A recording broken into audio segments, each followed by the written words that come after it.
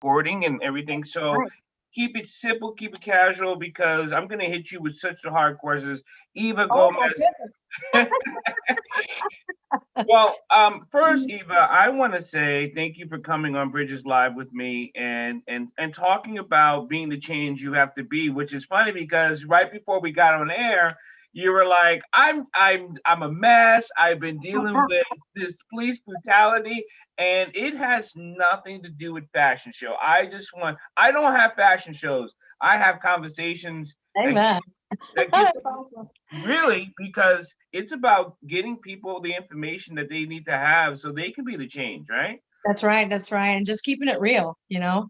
Thank Um, you. Thank and you. I do that all day long. I keep it real. Sometimes I would say I'm too real according to some people because they can't handle it. And Oh, that's okay. here comes that Latino woman coming with all that attitude. You know, EVE is in the house, and whatever comes from her, it comes from her heart because she only means well for the greater good. Here's let's first introduce yourself. Let's get that one real quick, and where you are, because we got to get you either running for the next governor of Indiana, Hi. or but we'll start small. But please introduce yourself. Well, good evening, and thank you so much for bringing me on, Dr. Dyer. It is a blessing and an honor to be here with you. I'm usually on your end doing the interviews with many people in the last 10 years. I don't know how many people, all different walks of life, I've interviewed and met so many people in these last 3 decades of doing humanitarian work and being a community leader. And that type of work, I don't take it lightly. And you know, thank you for bringing me on, because there's a lot at stake, but there's a lot of things that are going on that I wish they wouldn't go on, but we have to keep pressing on and learning, but we have to learn from each other. So, and I really, and like I said, we're having conversations.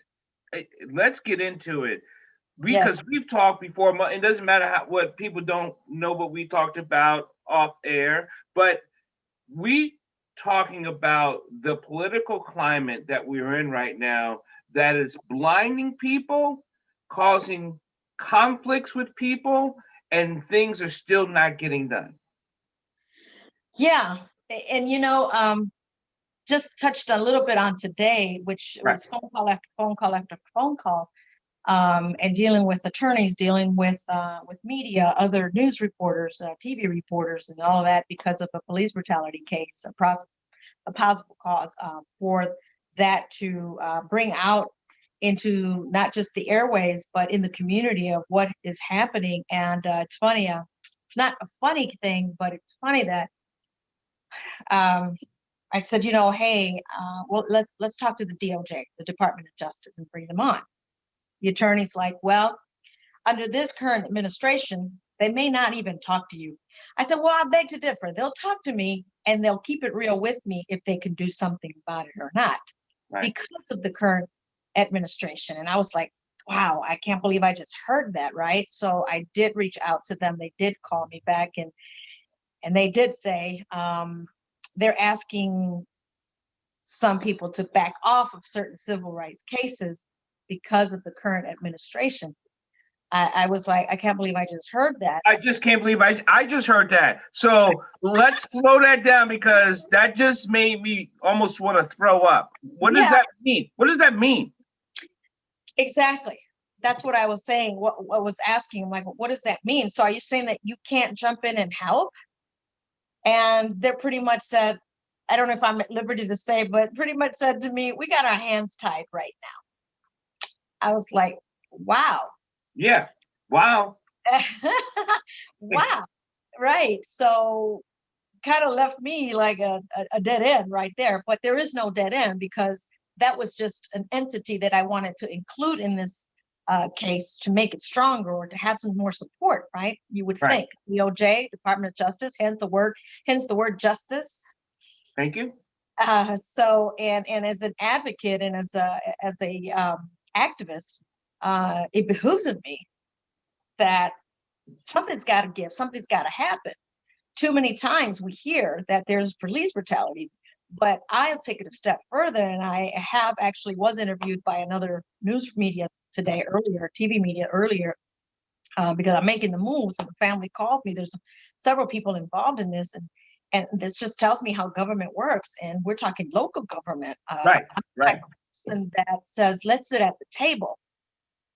I used to be the activist that used to march and the signs and the rah, rah, rah, and the no justice, no racist police, no justice, no peace. I used to be one of those until I was pulled and said, sit back and watch and see how much that has made a change.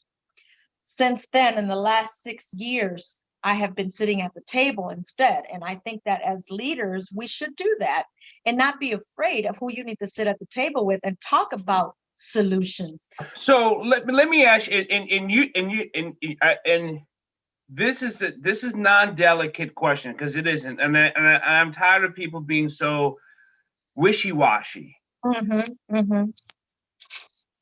Are we talking about white men? Are we talking about men? Are we talking about the white majority race? Because people have a hard time sitting at a table to talk about something they disagree with only certain types of people. I would say all of the above, Dr. Dyer. Depending on who you have to sit at the table with, right? Right, right. In the community that this incident just took place this weekend, because it's fresh, hot off the press. That community is basically made up of Black and brown. Right. You and me. And it happens to be 2 police officers that do not look like you and me, although one could possibly looking like me, but it's very light skinned, like me. So I'm not saying that's 100% certain that he's Caucasian. The other one looked like he was. And to me, I said they look to be like rookies, but they need to have better training. Period. So, I agree. This is more to do with training than it has anything to do with color. Lack of training, lack of cultural sensitivity, culture differences, and cultural acceptance, if you will. And so I did touch on several things. One, excessive force should not have taken place. 2, there were quite a rights violated from the alleged victim. And 3, now we have children involved in this that are now going to suffer PTSD. And as an advocate for the youth, for children, I will speak up and speak out and do something. Because those children are now left with this paranoia, this trauma, the scars. When they see 2 police officers holding their father while they're beating him up, or they're beating him. Now we got issues here, because now we're dealing with children that have to be raised with fear if they don't get that right help, And I was like, when I was shown the video, I was like, wow. It's like watching it in the news, only the video was sent to me personally. It wasn't the news. It was the real thing. So what are we going to do about that? Are we going to be the bystander? Are we going to be the neighbor that does not want to share the information? Or are we going to be the ones that we need to make this change? And it starts now. We can't wait till tomorrow. We can't wait until the next Lake County, this, city, that, whatever political person that can make that change. That's all comes to the table. So what's the next step? Because when people have this in front of them, they might not know where to turn to. Now, you being an advocate and you being in the community, you doing a lot of things that you have done in Indiana, you have the opportunity and the resources to at least be heard. What about the people who feel like no matter how much they scream, they'll never be heard? Well, I will say to them, and I have, you will be heard if you sit at the table with the right people next to you that are there to support you. Yeah, and I think that's it. That's why we go back to you. As much as your gut hurts, as much as you may dislike something, especially when it comes to political parties. Like, I am not going to sit with this party or that party. If Yeah. you Oh if my you're God. if you're not going to sit at a table to talk about a talk and have a conversation, then things will not get done. Exactly. And let me just say, purposely put something out there saying, as the conversation you and I had off the air, how would you support me? Would you be next to me and vote for me if I were to run for office? Right. Some of the responses that I got, I was like, really? They're like, oh, if you are, depending on what political party you run for. I'm like, really? Yeah, right. Not because of Sometimes me. Not that, because yeah, not because they believe in you. It's because of the party you're going to represent. Wow. exactly. That's what I said. I said, wow. And then, of course, on our radio show, I spoke publicly on that. And I said, wow, some of you surprised me by your comments. And I said, so you are not going to look at who is the person that's running and what can they do and have done and have history, Right, right, right? right. That they've done things without an agenda. So you Now, say, if I run for, and they really went out there and said, if you run for Republican, then no. I was like, wow. So you're okay, judging me by a party, you you not you you're by my work. objectifying me. Exactly. So I was like, wow, that leaves me a lot to think about, to educate, if you will, because they lack knowledge, they lack education as to, Yep, we have good and bad in all the parties, from yep. liberal, independent, Democrat, and Republican. There's good and bad in everything, including our families. So it's like, wow, you guys really need to get educated. So how do we? It's almost sometimes when I hear those things coming out of the people's mouths when they are more talking about a party and not about people. And I've always said when you start talking politics, it should be people over policy. But when you start talking party, policy, people, and people are the third rung on the rail, and they keep getting pushed down, and it's lost. Yeah, yeah. And I'm not here to say I'm in favor of one party versus another party, because after this election, it left me a bad taste in my mouth all around together. And I'm not judging the party, but the people that People, are running in that party, yeah, right? yeah. And it's our actions that stand behind our words. We can say all what we want to say. And sometimes I hear that wah, wah, wah, wah, wah. I want to see your actions. you know, they could say, well, EBE said she would do this and she backed it up with her actions. Or better yet, she didn't say, but her actions did. But we don't have an action party. There's no. First of all, I think we should get rid of parties. I Yeah.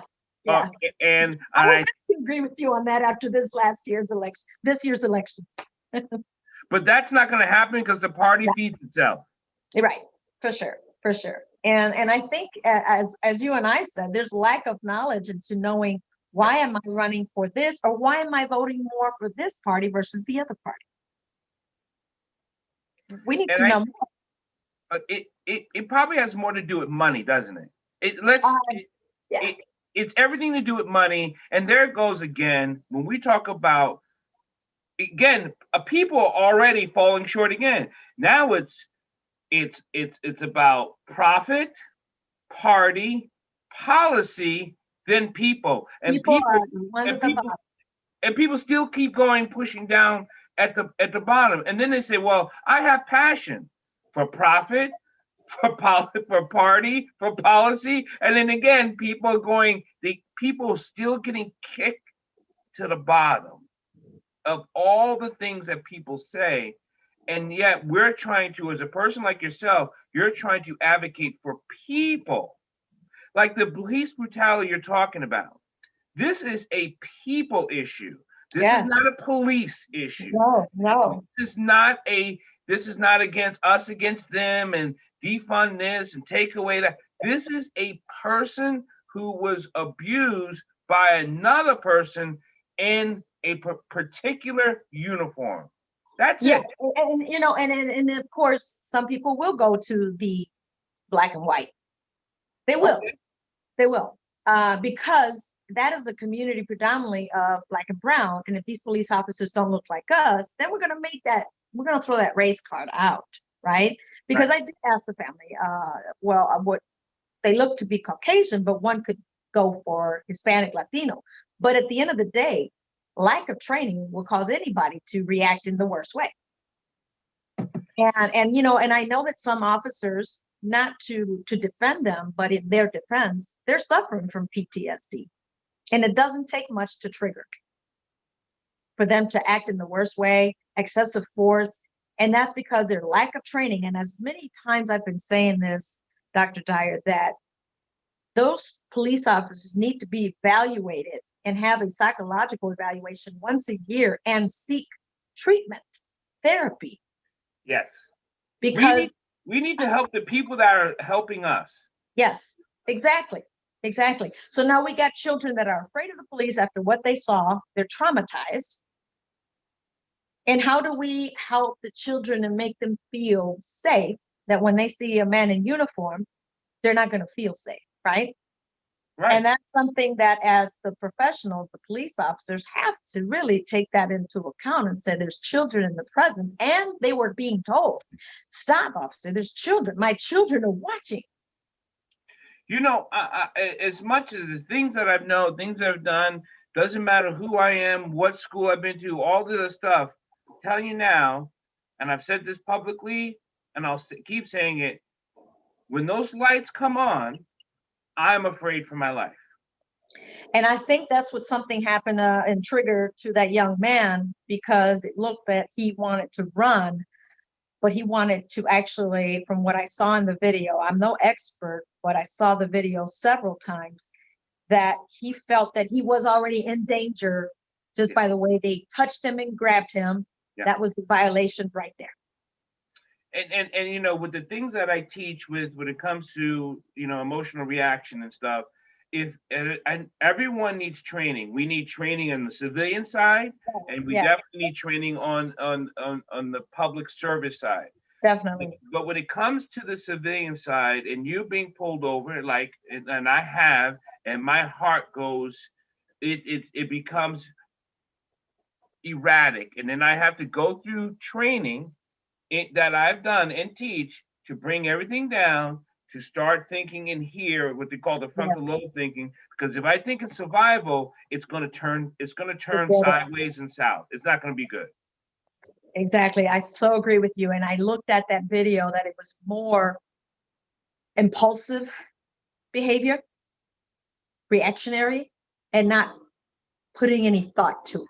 Yeah. It was, instead of de-escalating as a police officer should, they helped escalate it, and using profanity and cursing the family out and telling them to go get the back inside or they're going to get arrested. So, you know, a lot of change needs to take place, because, as we say, enough is enough. And I'm not saying that all police officers are bad, because I have a lot of my friends and acquaintances and friends and Yeah. people that I respect in Right. the force, Right. county and city PD here in the region. And so, you know, my respects to them, and for them to serve and protect. But you have those that need a lot of help. They need better training. And that, I can't say more. They So need. so what type of funding when you get elected? And let's go right to it. Let's get this out there. You're Let's speaking that, go. aren't you? You're throwing it out there in that atmosphere. Come on. I have to. No, I want you to run. Okay. I want you to run for three reasons. Okay. And they're all personal. One, because you're a highly intelligent human being who's an advocate for people. You're a woman. We need less testosterone and more thinking. And you're Latino. That's Mm-hmm. it. I mean, we we need a voice for people who don't get heard on that level. And we had a judge that almost got, you know, put up there for the Supreme Court. These things are important, not because Yes. you're only a woman and you're Spanish, but because of the other qualities, and you just happen to be a woman and you're Spanish. You know what I mean? It's just it's and you're like, well, what if she was a white woman? You know what? Nothing against that, but and you could work inside of you know South Bronx, Harlem and New York. You can live amongst all those people forever and still and be an advocate and be a great advocate for human life. Right, right. And yet there's still a difference. It is. That is so true. And as a mentor and life coach, there's a lot of women that I've been mentoring, and these are women that are predominantly Black and brown, that they feel inferior, that their self-esteem is way down on the ground level, and not where it should be because of the domestic violence, because of the ego and the macho, um, when it comes to the way they're living, that they're forced to live a certain way, and because they don't know that there's a way out. So here comes an aggressive Latina, as you say, right? Mm-hmm. That is not afraid to step up and speak up and do. Then, you know what? Come here. Let me talk to you. Let me put some sense in you. But first of all, let me tell you that you are a great person. Let me lift you up. Right. And instead of tearing you down, you've been torn down enough. Enough. And there are men also that get abused. I mean, I'm not here just off of women, No. but the majority are women, unfortunately. And then what I see when it comes to the police, they listen more to the man than they do to the woman in some cases. Yeah. Okay. It doesn't matter their nationality, because some Caucasian women have come to me to mentor them when they've been a victim of domestic violence, and the police comes into their home and they tell her to leave, and Mm-hmm. not the husband. I have a problem with that. I have a problem with that. I don't take things personal, because I love to go to sleep and have my peace. I don't let that steal my peace. But I know that things have to change. When we say enough is enough, well, we need all to come to the table, and let's not be afraid to talk. So what office are you running for? That's a very good question. What did you decide? I have really, I was told by a loved one that says, Eve, why don't you go independent? But you and I know where that would take me. That's not taking you anywhere. It won't take me anywhere. No, Exactly. you're throwing it away. Yeah, yeah. And then I said, well, I'm more conservative. They're like, well, then run Republican. Yes. And then I have the majority that are my friends and acquaintances that are Democrat. But right now, I need to talk to my Republican government Yes. to get what we need in our community in Indiana, which are driver's license to my undocumented people, to my DACA people, to my people that have an ITIP, so that we can raise the economy. It makes sense. If Illinois did it, even though they're more Democrat, they're a blue state. In Indiana, we're red. I mean, but we can still talk at the table. What do we have to lose? Is this a tease to Indiana, where it's predominantly farm people, Right. predominantly white farm people? But who are their employees? Who are the farmers? Who are the ones Spanish. Hello. Right. Because I always tell people, when your strawberry prices go up, a white person picked it. If your lettuce goes up, I know it's a comical joke, and it could have more to do with the supply chain. But right. White people aren't out there doing the hard work on the farm that is being done. It's mostly the workers. And now you're not going to allow them to get driver's license when they can pay taxes. Hello, and they need to get to put the money back in the economy. Why? Right, and they need to get to their job so they can go and pick those vegetables and fruits that you want them to pick. And I was one of those pickers many years ago. I was 15 years old. I worked in a farm, so I know being out in that heat, 90, 100 degrees, and you have no shade. Okay, and that job is not for everybody. I don't care what people say. They tell me, you go back to your country. You're taking my job. You're taking my number in college. No, we're not taking anybody's anything. We're taking what you don't want, which is called crumbs. Right. Let's get real. Okay. And it doesn't make it easy to stay in this country No. to get legalized. They don't make it easy. It's not like, well, I've been here 20 years. I qualify just like that. They just changed the test. They just changed the test. It's harder. Yeah, exactly. The naturalization test is harder. Exactly. So let me tell you, I've seen people that have been here 25, 30 years, and they have denied their residency over something that happened 20, 30 years ago. Mm-hmm. Okay, you got a ticket. Yeah. DUI. Oh, nope, you can't do. You are now in danger, putting people in danger in this country. Really, what about those that are doing everything illegal that are from this country? Now what? Now what? And they're costing you millions of dollars by incarcerating them. Come on. Really? Well, we know why they incarcerate people. Of course. By the way, 1994, Biden. Did I say more? He signed it. Oh, newsflash. Did the light bulb go on? Just keep it real. Let's not forget. Let's do our due diligence and do our own research and not be sucked into this media. This media is a propaganda that they're making millions of dollars off of you putting them out there and believing everything that you hear and read. I do have to, back then, I don't know how many people did not sign it. We're going to find out. I will do some more due diligence. You know what I mean? Because you had a hard time not to sign that crime bill because they were talking about the crack thing. And we're not going to get why the crack was being brought in to fund extra wars for the, but they were talking about fighting the crack epidemic, right? And how it was exploding and the blah blah blah. So it actually pushed everyone. It's almost like when people voted to go to the war in Iraq. It was very few who did not say, "Oh, absolutely." So. That had to been a tough one to vote against. Yeah. And, often I have asked when it's election year, can you give me the description that follows that seat? What does it take? What is it required of that person to run for that seat to know that they're the right people?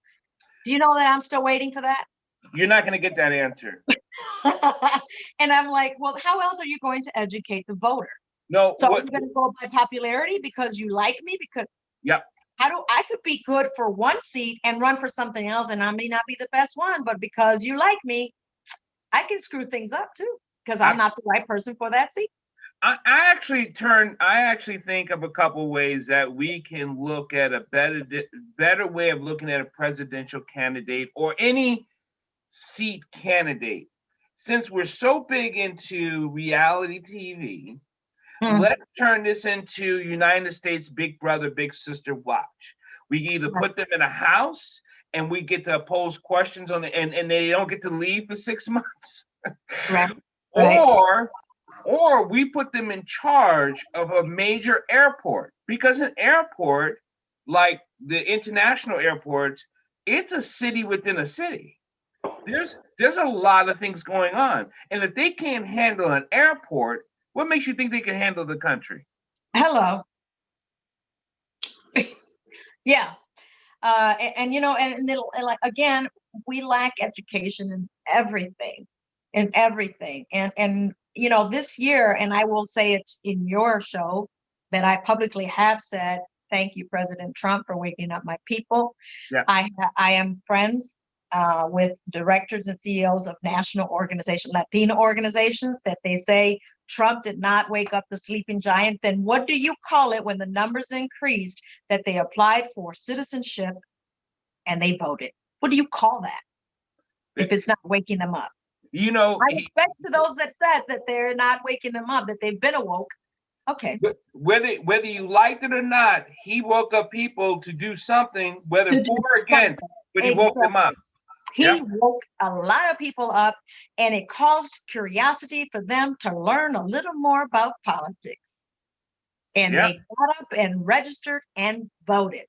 Now, I believe that this year it hit history. It made history in the making of the number of people that voted. Now we just can't. Now, will people go back to sleep?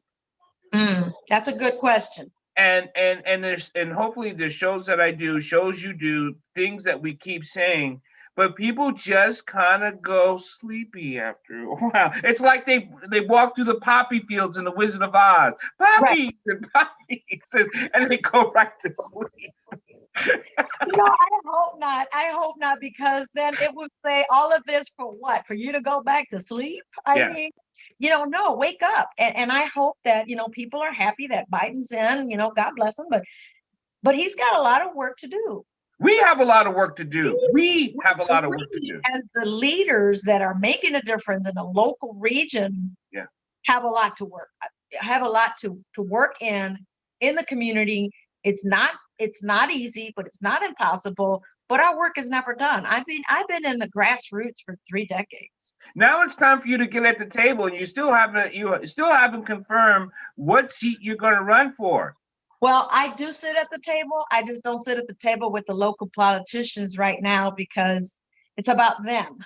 Yes. And I'm saying, I have a voice. I don't need to be a politician to be heard. And you don't need to be a politician to write for policy. That's what you said, and I'm looking more into that. But I moved into a new subdivision, a new city, still in Lake County, Indiana, and I don't see anyone that looks like you or I. Be careful. Yeah, but it's okay. It's inviting. It's okay. Yeah. It's inviting, because we need to step up and not say, well, we'll wait for someone else to do it. Yeah. That's not a leader. If you wait for someone else to do it, you're not the leader. I'm not going to keep you all night, even though I want to. I know this conversation is good. I didn't know what I was going to say, because I don't like politics. Some people call them poly tricks. I call them pile up tricks. I'm just keeping it real. I'm just saying. I do want you to speak on being the change that you have to be, and you got to put your foot in through the door. You have to sit. I want you to talk about that right before we leave. Well, I believe that since I was a child, I took the initiative to do things that I wanted to see in others by doing it myself. Being the person to grab the mic and speak, being the person that joined an organization and came to the table and spoke and said what I felt was needed to say, not what they needed to hear, but not what they wanted to hear, but what they needed to hear. Mm-hmm. And in order I have been that child, and I'm now in my 50s, still that child that says, wait, this is not enough. How about doing it this way? Wait, this is not enough. Look at what's happening now. You are more reactive than proactive. So in my way is becoming more proactive. Let's learn, let's teach, let's cultivate, let's duplicate, instead of being reactive. Yeah. Many times people want to be the wannabes, and I call them,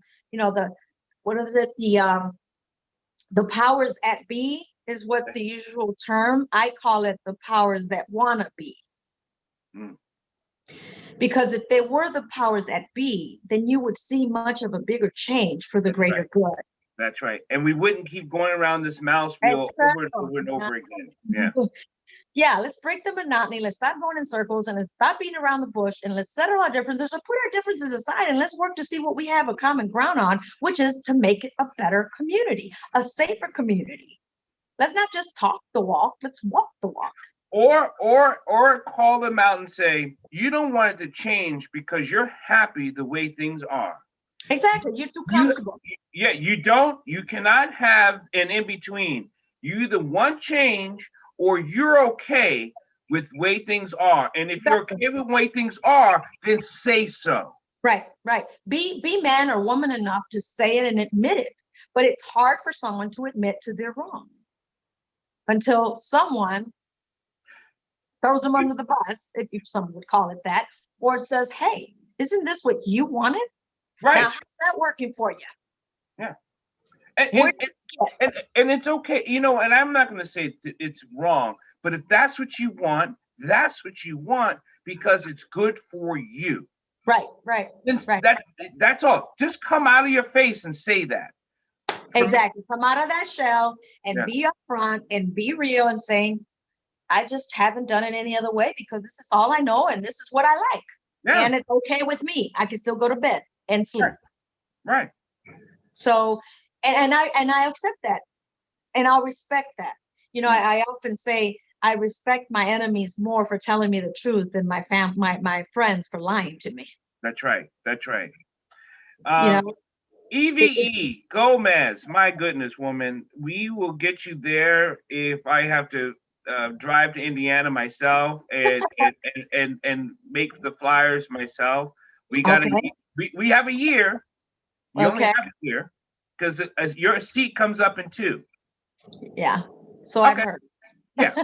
So you heard. So I Right. heard. You're Okay. not the only one that's been telling me, Eve, you can be that change in the political realm because you are not afraid. I become great friends with no matter who they are. I don't meet strangers. I can And make enemies because I'm too real, but that's not my problem. and if they're afraid of you, we'll use that. Hey, Sarah, Sarah, Kisera, Kisera. They love me.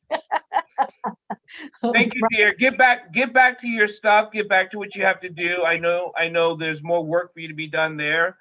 You're manning the station. Oh, tell us about your show when it's coming on so people can catch that. Well, first of all, I do have my own podcast that's called Moments of Inspiration and Motivation with EBE. And that's on Spotify, that's on Google, Radio Public, and all different platforms. And that is to inspire.